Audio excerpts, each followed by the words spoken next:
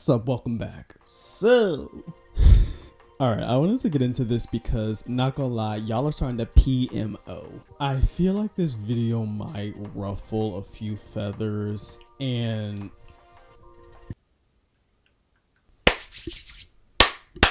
I don't care. Yeah, straight like that, yeah.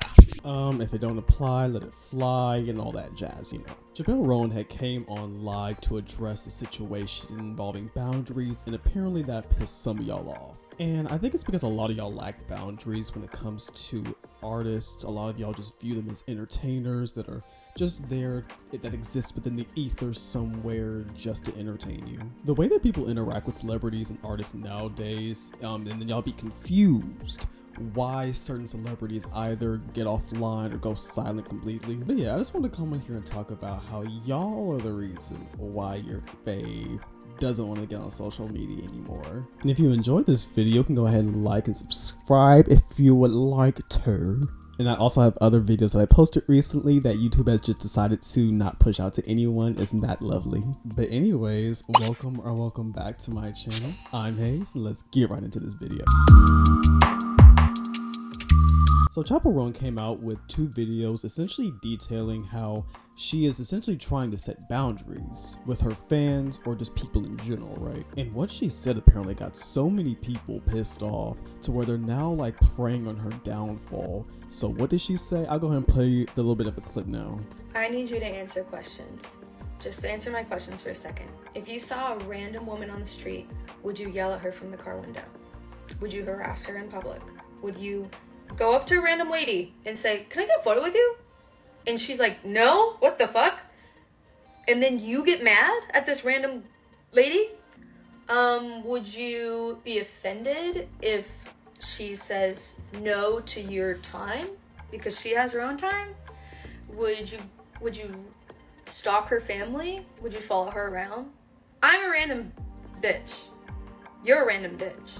Just think about that for a second, okay?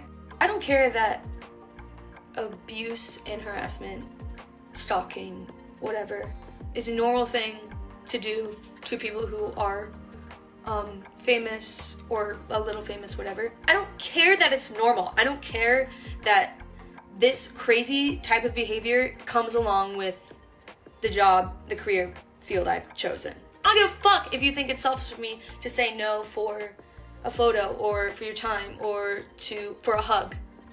That's not normal. That's weird. It's weird how people think that you know a person just because you see them online or you listen to the art they make. That's fucking weird. Yeah, that's pretty much it. Okay, I'm gonna go ahead and start. Chappelle Rowan did not say anything wrong. I know in today's social media age, a lot of the time, random strangers are putting their cameras up in random strangers' faces, or it's just so common nowadays to have like random people in your camera roll, or like just filming strangers. I know that that's a thing that is happening nowadays, which is terrible in and of itself, but still, you wouldn't go up to a random stranger behaving the same way that you do for some of these celebrities. You would not go up trying to hug or trying to do all these other things for random strangers on the street, nor would you expect that those random strangers to reciprocate the energy that you're giving them, right? If anything, all she was just stern in her convictions and saying what it is that she was saying, which is the truth, which is her truth. You wouldn't go up and do these random things with these random people. So why are you now pissed that these people who you don't know are setting boundaries? Chappelle Rowan just kind of got success. And what's really bothering me is that as soon as she's getting success, she says this one thing, and now I've seen so many people trying to prey on her downfall, trying to cancel her, bully her, all this mean girl shit. I'm also say this, some people don't want to be touched, or some people don't want to be hugged, and that's not necessarily any plight against them as a person. Some people just don't want to be, especially by random people, and that's okay. Y'all get actively mad when an artist, a human being, doesn't allow you full access to them. For being real, it's a sense of entitlement that fans have to these other artists because in some ways you supported their careers. And it's not lost on me that a lot of y'all have this energy for female artists and not for male artists. But what else is new? Y'all expect female artists to jump through hoops that male artists are just able to just flippantly get away with not having to go through, and y'all don't ever question them, but that's a whole other side. I do partially think that there is a problem with how much access people are given to celebrities and artists nowadays, as opposed to what it was back in the day, back when I was going, like back in the early 2000s pop culture.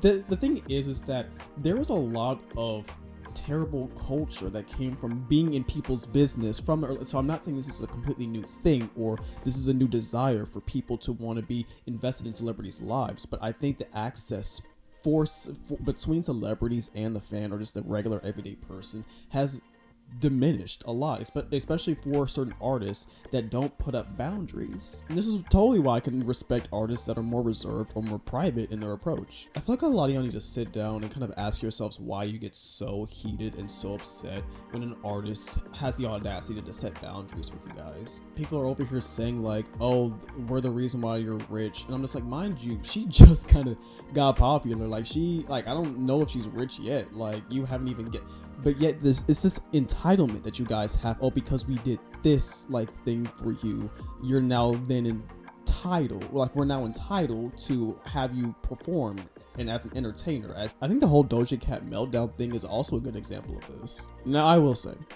there is a way that you talk to people, and Doja, that just wasn't it. It just wasn't. Just because you're going through it does not automatically give you the leeway, the leverage to just talk belligerently to people. It doesn't. However, I do understand the frustrations of an artist who just wants to make their music and go on about their day. Now because of fans' success and popularity with them, now are obligated to do all these performances, all these, shoots and all these other things that I know a lot of artists don't want to do. And actually, I'm so glad that artists nowadays are voicing these concerns and talking about these things that they don't want to do, because not only does it help like normalize these conversations and allow for more and more artists, but it also gives like more power to the artist in terms of, especially if fans actually give a damn, but some of y'all don't.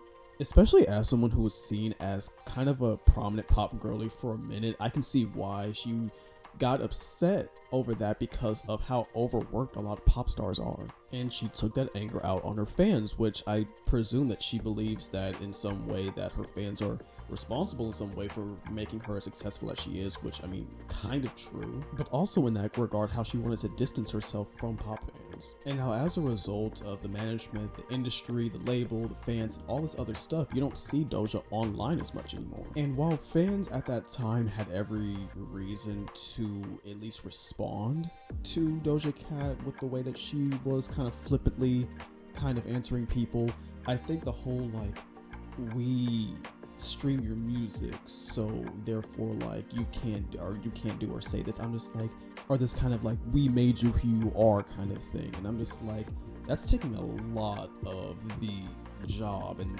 the power off of the artist, who are the reason why they are there, because of the talent that they have.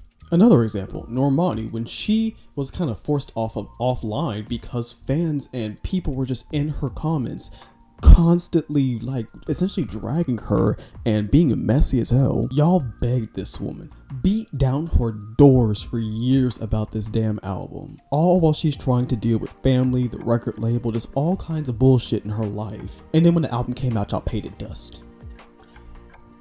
So I'm just a little confused. And I get it, it's also on the label itself for not pushing or promoting it. It's kind of also Normani for not interacting with fans, but at the end of the day, I don't blame Normani for not wanting to interact with y'all. Another example, Beyonce, when she went silent after how weird y'all were to her baby, and that whole situation in the late 2000s and the early 2010s. I won't fully put on us because blogs, interviews, paparazzi, all those things were pretty ruthless back in the early 2000s and late 2000s, so there's also that. And celebrities in that era pretty much had to do these things like interviews, radios, concerts, award show performances, and things like that. Because especially as a mainstream star, that's pretty much in that day and age what you had to do in order for people to even know that you had anything out. And for someone who's already as private as someone like Beyonce, I can understand why she dipped. But part of the reason is because a lot of y'all, a lot of stans, a lot of people in general were just talking shit, making fun of this woman who already dealt with a traumatic miscarriage, telling her that she's not pregnant, that she's faking her pregnancy. And then when Blue was born, y'all dragged this baby, this child, y'all dragged them for their physical appearance. Yeah, y'all are fucking weird. Celebrities have every right to establish boundaries between them and y'all. Do y'all remember when people pretty much every day, it seemed like that, like people were throwing things at artists while they were on stage? The way y'all keep speculating if a woman is pregnant or not, weird behavior.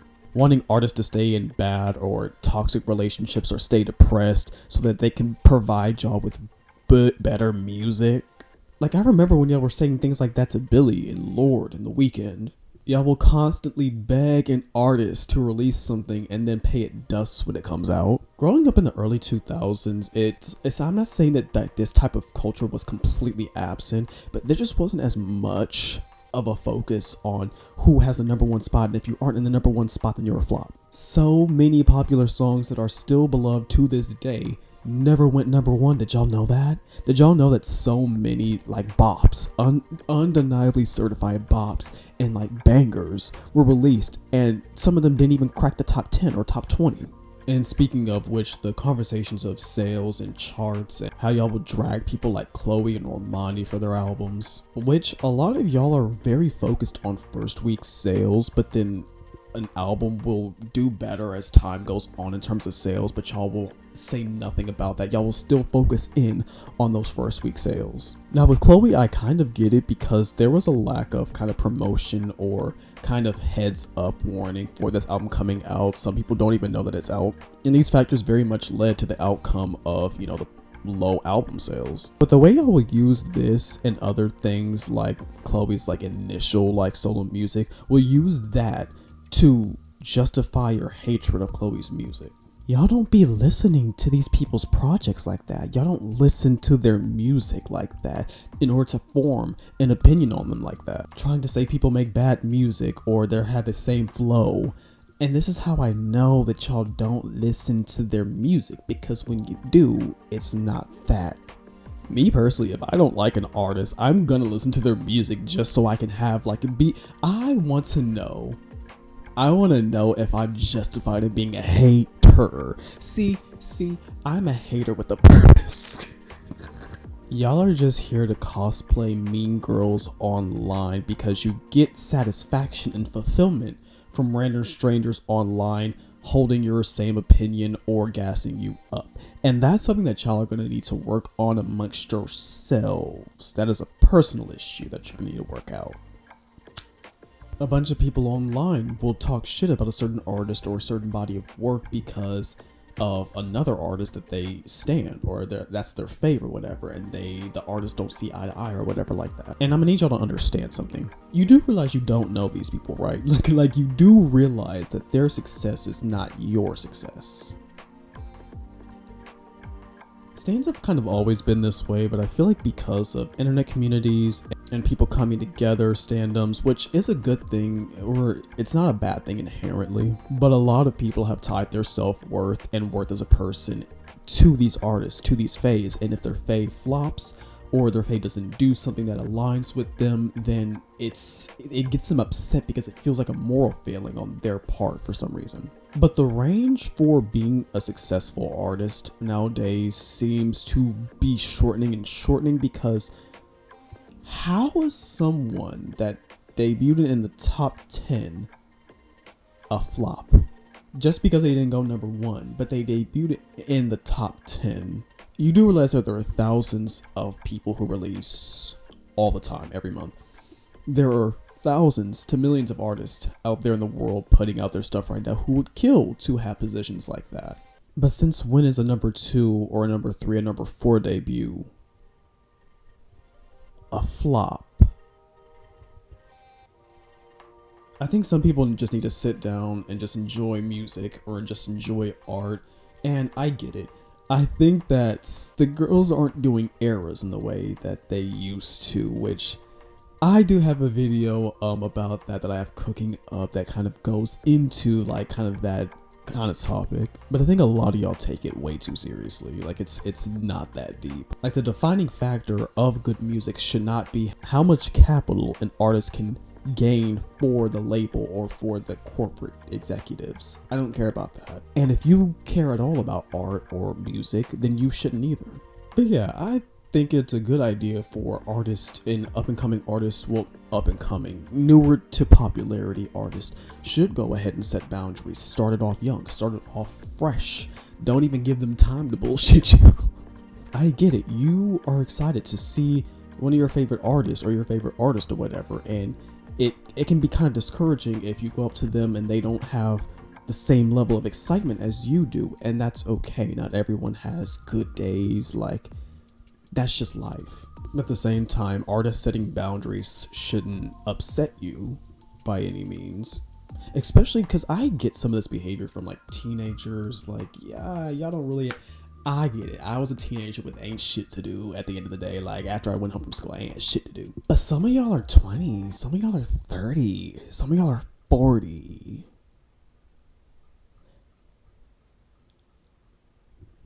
Trying to live out a mean girl fantasy on Twitter for the approval of strangers on Twitter of all places.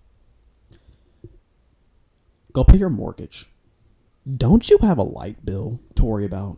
Don't you have a phone bill to worry about? Let's stick to things that matter.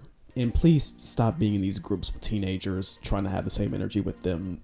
That's a little weird. But yeah, that's pretty much the majority of my thoughts when it comes to the whole Chappell Rowan situation and just artists setting boundaries in general. I think is a very much a good thing. It helps prevent a lot of parasocial relationships from forming unnecessarily. And more than anything, being an artist, especially a popular artist, is already stressful and overstimulating enough.